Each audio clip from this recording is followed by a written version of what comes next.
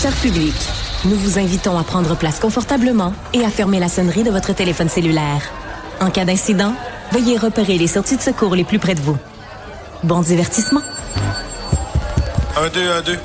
OK, c'est bon, on peut y aller. Sophie Durocher. Elle met en scène les arts, la culture et la société. Une représentation pas comme les autres. Sophie Durocher. Bonjour tout le monde, j'espère que vous allez bien. Oui, c'est vendredi, c'est la fin de semaine. Peut-être, la fin de semaine qui s'en vient, peut-être que vous avez l'intention, pendant la fin de semaine, d'aller faire un petit tour à la SAQ, peut-être même dès aujourd'hui pour votre vendredi.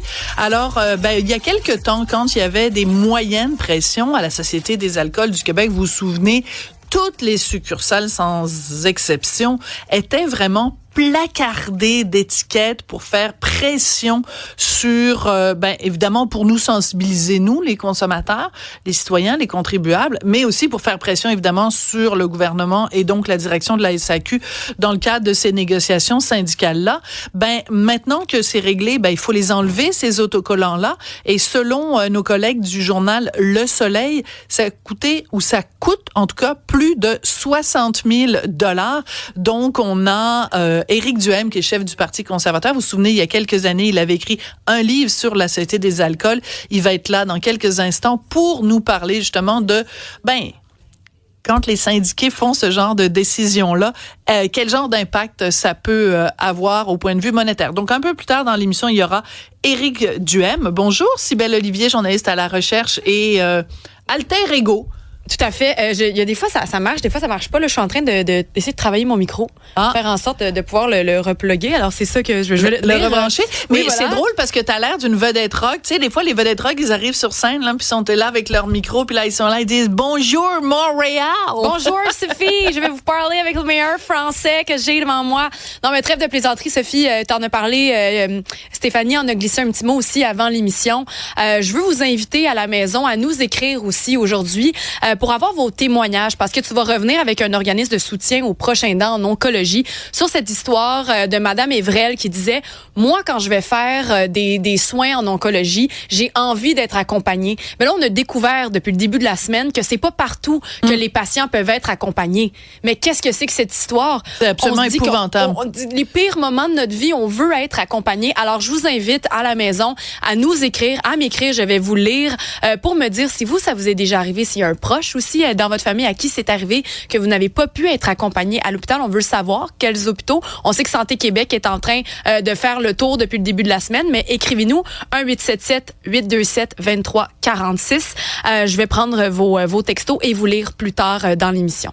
Merci. Tu sais, moi, je l'ai vécu il y a quelque temps. Évidemment, j'ai été proche aidante de Richard pendant tous ses rendez-vous au CHUM, où il a été très bien traité. Et je peux pas imaginer comment Richard aurait passé à travers tout ça si j'avais pas pu l'accompagner. Donc, nous, on a été chanceux. C'était possible, en fait, de l'accompagner au CHUM. Mais ça n'est pas le cas dans tous les hôpitaux et ce n'est pas le cas pour tout le monde. Donc, on va y revenir plus tard dans l'émission. Donc, oui, on veut vous entendre là-dessus. Tout à l'heure, je te parlais de ton micro, que tu l'ajustais comme quelqu'un qui fait un spectacle à Montréal.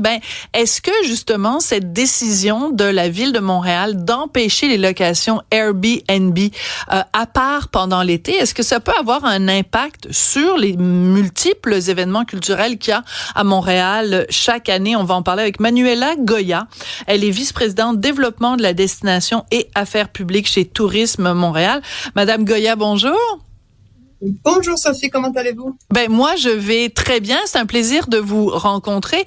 Donc, quand on a appris cette décision-là de Valérie Plante, quelle a été votre réaction à Tourisme Montréal? Mais nous avons pris acte de nouveaux règlements. Nous pensions que déjà la loi promulguée par Québec allait quand même faire la place belle aux résidences conformes. Il semble que c'est pas le cas, mais c'est sûr que le marché un peu partout dans le monde, dans d'autres métropoles, Il y a toujours un marché parallèle qui se développe. Donc, depuis 2021, déjà, nous avons eu un grand ménage, mais il semblerait, la Ville de Montréal a la possibilité de faire ces règlements. Il semblerait que c'est pas le cas. Alors, on est très vigilants. Nous sommes particulièrement préoccupés par le taux de remplacement. Est-ce que les hôtels de Montréal pourraient, qui sont très bien d'ailleurs, qui ont une belle offre, pourraient absorber le manque de Airbnb? C'est à voir.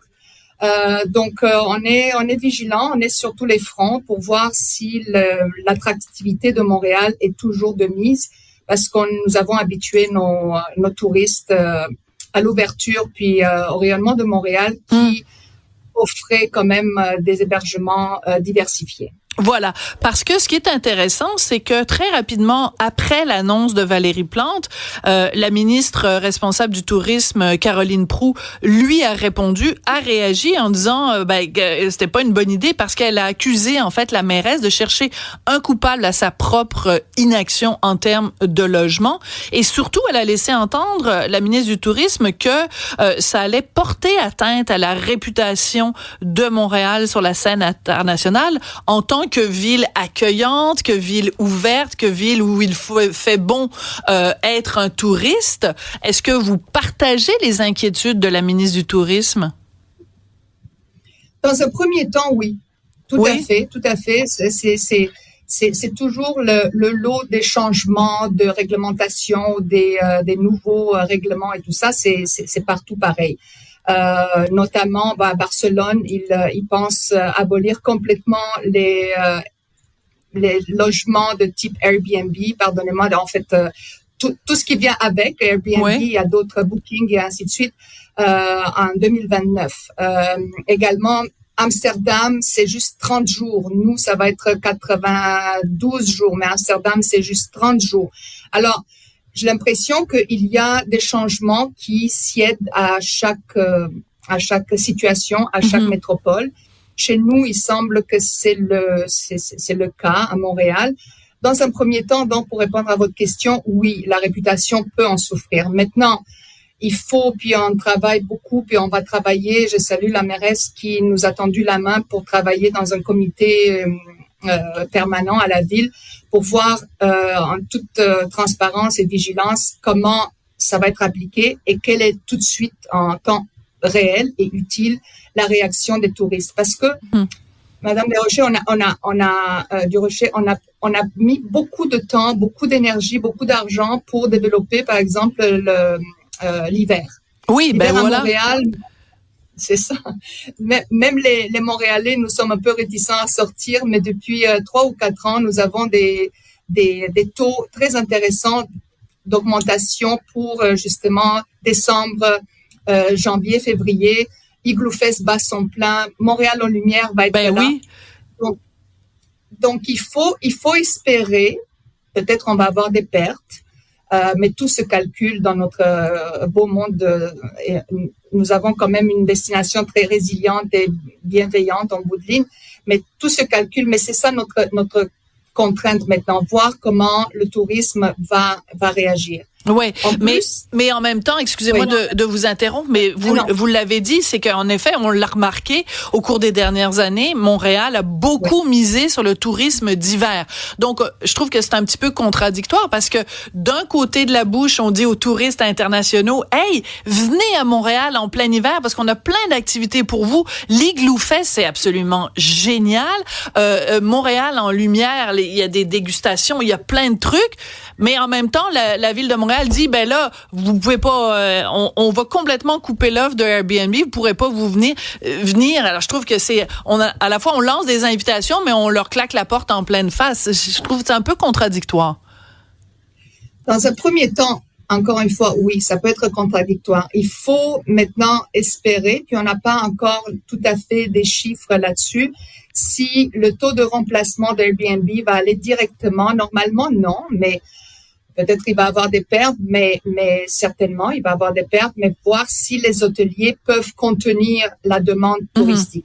Néanmoins, on sait que ceux qui viennent de loin, ça veut dire ceux qui viennent d'outre-mer, à 31%, Sophie, veulent aller dans les Airbnb. à 31%. Donc, sur un taux normal de 20%, grosso modo, mais entre les Ontariens, ceux qui viennent des États-Unis et même du Québec, qui peuvent aller à l'hôtel, mais 31% viennent pour rester dans un logement plus grand et ainsi de suite.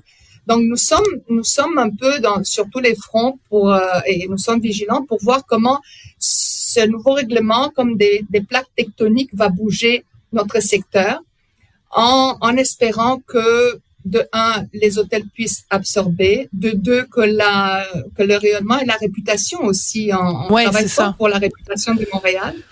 Donc, qu'on n'aura pas à perdre là-dessus.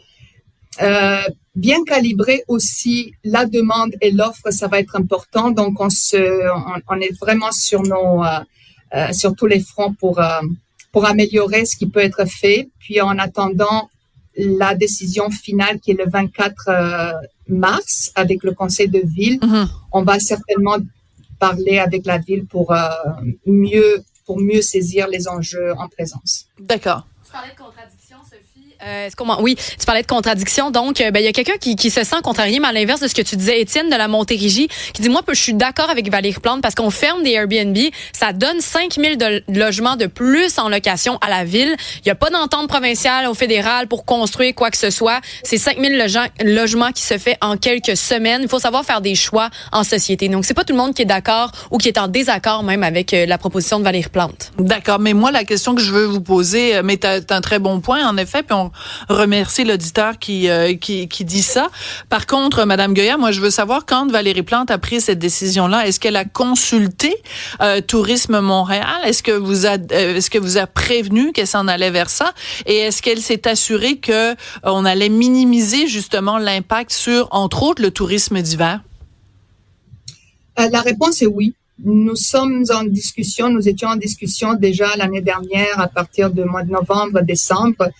On savait que la mairesse, puis comme montréalaise, c'est sûr que je ferme pas les yeux à la réalité ambiante. Donc, nous avons été consultés.